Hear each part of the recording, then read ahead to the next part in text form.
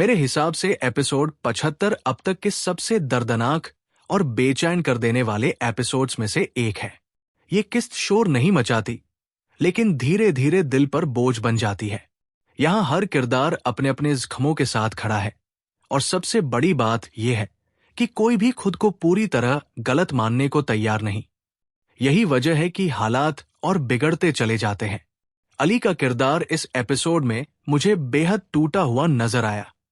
तेज बुखार, बदहवास हालत, नींद का ना आना, ये सब सिर्फ जिस्मानी बीमारी नहीं, बल्कि उसकी मानसिक टूटन का सबूत है।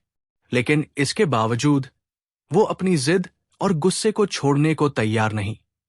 मुझे सबसे ज्यादा तकलीफ इस बात से हुई कि अली को इस बात का एहसास ही नहीं कि उसका शक ही इस पूरी तबाही की जड़ है। वो मीरब से माफी की उम्मीद करता है, लेकिन खुद कभी ये नहीं सोचता कि उसने बिना सबूत कितनी बड़ी सजा दे दी। मीरब का किरदार इस एपिसोड में मेरे लिए सबसे दर्दनाक है।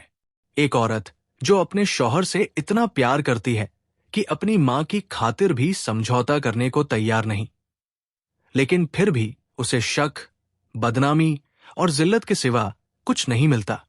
जब वो कहती है कि अगर अली मुझे मेरी मां की कुर्बानी देने को कहेंगे तो शायद मैं वो नहीं कर पाऊंगी, तो मुझे लगा कि यही इस पूरे ड्रामे की रूह है।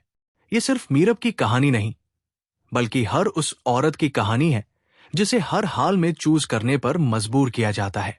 सबाहत बेगम का दर्द इस एपिसोड में और ज्यादा गहरा हो जाता है। एक मां जो अपनी बेटी की वजह से जिल्लत भी सह लेती है, लेकिन फिर भी यही चाहती है कि उसकी बेटी का घर आबाद रहे। मुझे उनका ये डर बहुत असली लगा कि कहीं उनकी बदनसीबी उनकी बेटी की जिंदगी पर साया न बन जाए। लेकिन यही मुझे लगता है कि सबाहत बेगम भी अनजाने में मीरब पर भावनात्मक बोझ डाल रही है। हर मां की तरह वो खुद को दोषी मानती है, जबकि असल कसूर हालात और समाजी सोच का है। नानो और घर के दूसरे किरदार इस एपिसोड में खुलकर सामने आते हैं। यहां साफ दिखता है कि घर के अंदर भी जंग चल रही है। एक तरफ मीरब के लिए हमदर्दी, दूसरी तरफ बदगुमानी और नफरत। मुझे ये देखकर बहुत अफसोस हुआ कि मीरब को हर बात पर दोषी ठहराया जाता है, जबकि नरगिस जैसे किरदारों की चालाकियां नजरअंदाज कर दी जाती है।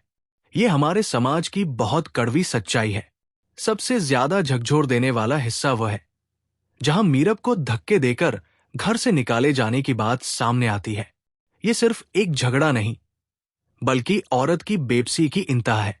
एक बीवी जिसके पास निकाहनामा है, रिश्ते हैं, फिर भी वो सड़क पर खड़ी है और सफाई दे रही है कि मैं खुद नहीं निकली, मुझे निकाला गया है। मेरे हिसाब से ये सीन पूरे ड्रामे का सबसे ताकतवर और दर्दनाक सीन है। मुझे इस एपिसोड में ये बात भी चुभी कि हर किरदार अपने अपने गुनाहों को जायज ठहराने की कोशिश कर रहा है। अली इसे मर्द का हक समझता है, घर वाले इसे गैरत कहते हैं, और समाज इसे बदनामी से जोड़ देता है। लेकिन कोई ये नहीं पूछता कि एक औरत के आत्मसम्मान की कीमत क्या होती है।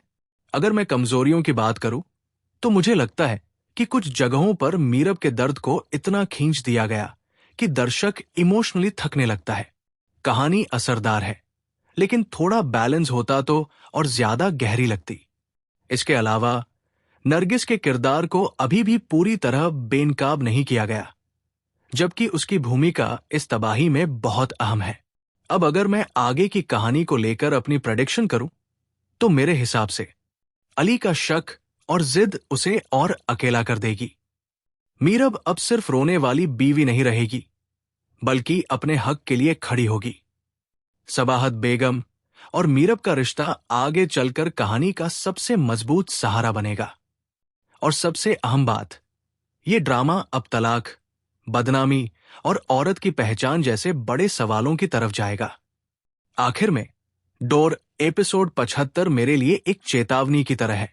ये एपिसोड ये सवाल छोड़ जाता है कि क्या शक गैरत है या कमजोरी, और क्या एक औरत से ये उम्मीद करना सही है कि वो हर बार रिश्ते बचाने के लिए खुद टूट जाए।